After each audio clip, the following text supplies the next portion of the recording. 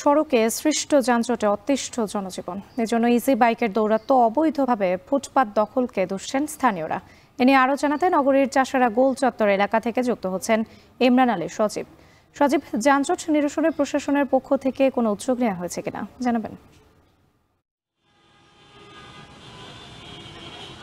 ধন্যবাদ। নারায়ণগঞ্জের নগরীর রাজধানী ঢাকা সহ বিভিন্ন অঞ্চল থেকে প্রতিদিন এই নারায়ণগঞ্জে শিল্পাঞ্চল ক্ষেত্রে এই নারায়ণগঞ্জে কিন্তু প্রায় অর্ধলক্ষাধিক লোকের যাতায়াত রয়েছে। তো নগরবাসী সহ বিভিন্ন স্থানের আগত এই মানুষদের নগরীতে চলাচলের অন্যতম অন্তরায় কিন্তু এই যানজট, এবং এতে করে কিন্তু ভোগান্তিতে পড়ছে নগরবাসী এবং কর্মঘণ্টাও নষ্ট হচ্ছে অনেক। এটি নিয়ে প্রশাসন সহ নারায়ণগঞ্জের বিভিন্ন সংস্থা, সিটি কর্পোরেশন এবং জেলা প্রশাসন কিন্তু বিভিন্ন সময় বিভিন্ন উদ্যোগ নিলেও তেমনটি সুফল পাচ্ছে না বলে নগরবাসীরা আমাদেরকে জানাচ্ছেন। তো আমি এখন দাঁড়িয়ে আছি নারায়ণগঞ্জ নগরীর চাষারা যে জায়গাটিতে, তার ঠিক পেছনেই কিন্তু যদি একটু দেখাই যে এই ঢাকা নারায়ণগঞ্জ লিঙ্ক রোড এটি, এবং এখান দিয়ে কিন্তু রাজধানী ঢাকা সহ বিভিন্ন অঞ্চল থেকে বিভিন্ন পরিবহন, গণপরিবহন সহ বিভিন্ন শিল্পাঞ্চলের যে পরিবহনগুলো আছে সেগুলো কিন্তু যাতায়াত করছে অরামেশাই।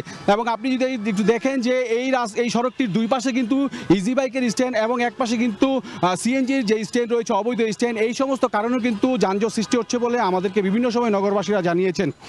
এছাড়াও নগরীতে ফুটপাত সহ বিভিন্ন সড়কগুলোতেও কিন্তু আপনার অবৈধ দোকান বিভিন্ন সময় গড়ে উঠছে, এবং বেলা বাড়ার সাথে সাথে কিন্তু এই দোকানের পরিমাণগুলো বাড়তে থাকে, যার কারণে নগরীতে যানজটটি ধীরে ধীরে তীব্র হতে থাকে বলে আমাদেরকে নগরবাসীরা জানিয়েছেন। এর পাশাপাশি আরেকটু যদি বলি যে নারায়ণগঞ্জ সিটি কর্পোরেশনের পক্ষ থেকে নগরীতে ড্রেন নির্মাণ সহ বিভিন্ন উন্নয়ন কাজ চলমান রয়েছে। এর কারণে কিছু সড়কও কিন্তু বন্ধ রয়েছে, যার কারণে ওই সমস্ত সড়কগুলো ব্যবহার করতে পারছে না এই সমস্ত যানবাহনগুলো। এতে করে যানজটের মাত্রাটা আরও বেড়েছে, এবং এগুলো বিষয়ে আমরা যখন সিটি কর্পোরেশনের সাথে কথা বলেছি, কর্মকর্তাদের সাথে, তারা বলছে যে দ্রুতই তারা এই সমস্যাটি নিয়ে সমস্যা সমাধানের জন্য কাজ করছেন। পাশাপাশি নারায়ণগঞ্জের ট্রাফিক বিভাগও কিন্তু আমাদেরকে জানিয়েছেন যে যানজটের এই সমস্যার সমাধানের জন্য তারা বিভিন্ন পদক্ষেপ নিচ্ছেন। এর পাশাপাশি জেলা প্রশাসনও বিভিন্ন সময় বিভিন্ন কার্যক্রম পরিচালনা করছেন।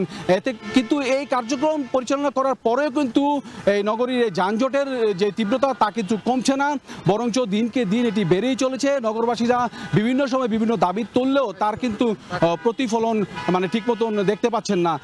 এতে করে আপনার এই শহরে চলাচলের দিন এবং রাতের কোনো পার্থক্য থাকছে না। জনগণের চলাচলের জন্য রাতের যে চিত্র, দিনেরও চিত্র ঠিক একই চিত্র কিন্তু দেখা যাচ্ছে।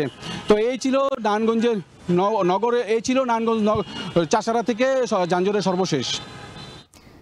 নারায়ণগঞ্জের যানজটের খবর জানাতে যুক্ত ছিলেন ইমরান আলী সজীব।